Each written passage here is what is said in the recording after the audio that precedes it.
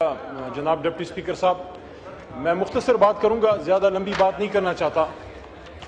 تمام ایوان کی توجہ مجھے درکار ہے۔ ہمارا تعلق جس بھی جماعت سے ہو، بہرحال ہم لوگوں کے ووٹ لے کے آتے ہیں، اور اس ایوان میں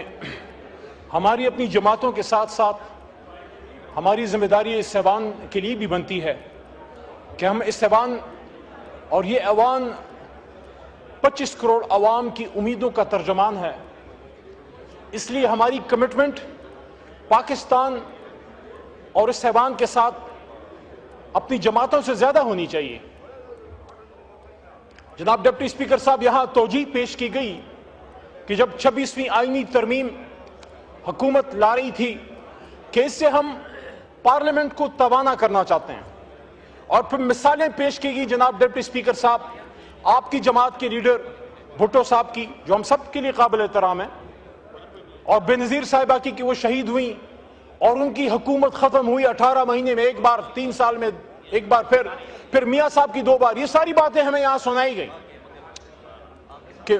وزرائے اعظم شہید ہوئے، وزرائے اعظم اپنی ٹرم پوری نہیں کر سکے۔ یہ بات حقیقت ہے، میں اس سے انکار نہیں کرتا۔ ڈپٹی اسپیکر صاحب، یہ دیکھ کے دکھ ہوتا ہے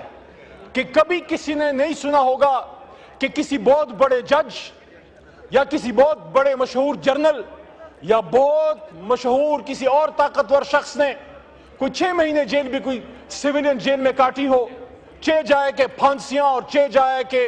عمر قید اور یہ ساری۔ لیکن میرا سوال اس پارلیمنٹ سے یہ ہے کہ جب تک آپ پک اینڈ چوز کرتے رہیں گے، میرا لیڈر اور تیرا لیڈر، جب تک آپ یہ تفریق رکھیں گے، یہ پارلیمنٹ بے توقیر ہوتی رہے گی، یہاں سے لوگ اٹھائے جاتے رہیں گے، یہاں زبردستی آئینی ترامیم آتی رہیں گی۔ میں یہاں پوچھنا چاہتا ہوں میرے بہت ہی قابل احترام حکومتی بنچوں پہ بیٹھے اور کھڑے ہمارے معزز ممبران سے کہ میرے بھائیوں، میرے بہنوں، جب یہاں ممبران کو اٹھایا گیا اور ان کی خواتین کو اٹھایا گیا تو وہ آپ کی کچھ نہیں لگتی تھی؟ یہ تو ہم سب کہتے ہیں کہ مائیں بہنیں سانجھی ہیں۔ تو میرے بھائیوں اور دوستو، جب ایک سابق وزیر اعظم عمران خان کو آپ پارلیمنٹ کی ساورنٹی کی بات کرتے ہیں، آپ کہتے ہیں کہ پارلیمنٹ کا ساورن ہونا چاہیے، وزراء اعظم سے زیادتی بند ہونی چاہیے، تو کیا عمران خان سابق وزیر اعظم کو جب گولیاں مار کے جیل میں ڈالا گیا ہے، 460 دن ہو گئے ہیں، 5 دن ان کے کمرے کی بجلی بند کی گئی، نہ اخبار پڑھ سکتے تھے، نہ کتاب پڑھ سکتے تھے، نہ قرآن پڑھ سکتے تھے، اور جس جگہ سجدہ لگاتے تھے جائے نماز میں سجدے کی جگہ تک نظر نہیں آتی تھی۔ آپ مجھے بتائیں، جب آپ کے دور میں ایک سابق وزیر اعظم عمران خان کے ساتھ یہ ہو رہا ہے، آپ ان کی سیاست سے بالکل ڈس ایگری کریں، آپ اختلاف شکریہ جی، مائک کھولے علی سر، 1 منٹ دے دیں، میں لمبی بات میں کہہ رہا تھا، میں نہیں کروں گا۔ جمعہ ہے تو، اور جناب ڈپٹی اسپیکر صاحب، میں اس ایوان کے سامنے یہ مقدمہ رکھنا چاہتا ہوں، میں عمران خان چیئرمین تحریک انصاف کی بات نہیں کر رہا، میں عمران خان سابق وزیر اعظم کی بات کر رہا ہوں کہ سابق وزیر اعظم کے ساتھ جو کیا جا رہا ہے، میں ان کا ایک ادنا ایک کارکن ہوں، اس جماعت کا ایک MNA ہوں، 4 دفعہ گیا ہوں، باوجود اس کے کہ چیف جسٹس صاحب کا آرڈر میرے پاس ہے، خود وکیل ہوں، مجھے نہیں ملنے دیا گیا۔ یہ سابق اسپیکر جناب اسد قیصر صاحب، اپوزیشن لیڈر جناب عمر ایوب صاحب، پارلیمنٹری لیڈر جناب زرتاج گل صاحبہ، آپ کا آگے شکریہ بس شکریہ۔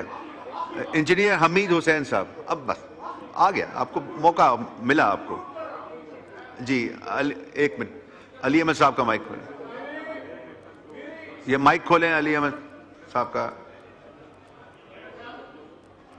علی محمد صاحب کا مائک کھولیں۔